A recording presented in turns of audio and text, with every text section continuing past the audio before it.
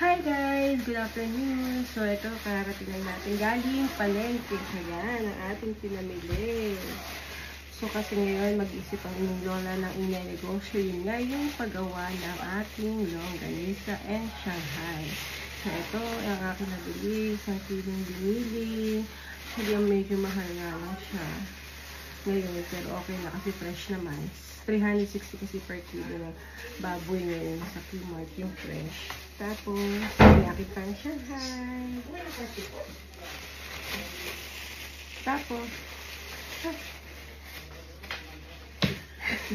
nagsapayos. Tapos, meron tayong paggawa ng longganisang vegan. So, pinagsama ko na to guys, yung giniling, yung laman at saka yung taba, yung tampali. So, pinagili ko na rin siya at ganito ang kanyang itsura. So, ito yung taba, yung tampali, tapos siya, pinix na lang. So, ayun siya. Yan siya, guys. So, maganda naman yung baboy kahit hapon na tayo nakabili. So, yan. So, bali, 50-50 yung aking gagawin pang longganisa. 50 is 1 kilo ng taba or tampali and 1 kilo ng laman. So, ganyan siya kadami. Yan ang gagawin natin vegan longganisa sa mga susunod na araw. So, guys. Tapos, gagawa rin tayo ng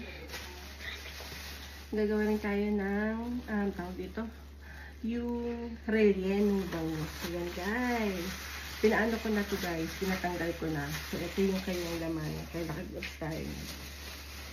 Ito ang laman ng ating bangus. Yan guys, ito pinatanggal ko na. Kung gagawin ko siyang relleno. Tapos, ito yung kanyang balat guys. So, yan. Gagawin din natin yung relleno sa mga susunod na araw. Kasi ngayon kasi hindi ko na magagawa dahil hapon na at kararating na talaga namin. So, yan guys. Tapos, ito yung mga pangsangkap niya. So, meron tayong, syempre may green peas. Pero kasama na rito yung pangkain. Pang-ulam namin na gulay. So, ito ating mga nabiling mga gulay. So, ito naman yung bagyo pechay. So, gagawin ko siyang kimchi. Yan guys. So, gagawa kasi nga ako negosyo yung longganisang vegan at saka yung pang-relleno. Ang Shanghai, ang gagawin natin negosyo. Tapos meron tayong kamatis. Medyo mura ngayon guys yung gulay sa palengke. Tapos ito yung ating sibuyas. Yan, fresh na siya. Tapos meron din tayong pang ating salad. Yan guys. Cucumber. So 180 ang kilo niya. So konti lang binili natin. Tapos, meron tayong carrots. Yan. Yung nahalo natin sa ating relleno. Pati ito guys, yung green peas pang relleno. At saka, Shanghai din pala yung sa carrots. Tapos, meron din tayong ihalo sa carrots. Sa carrots. Sa Shanghai. Yung green spring onions. Kalimut na. Tapos, yung ating bell pepper. Yan. Ang ating sa Shanghai naman to guys. Tapos meron din tayo halong celery. Pero syempre, sa 1 kilo, isang tangkay lang.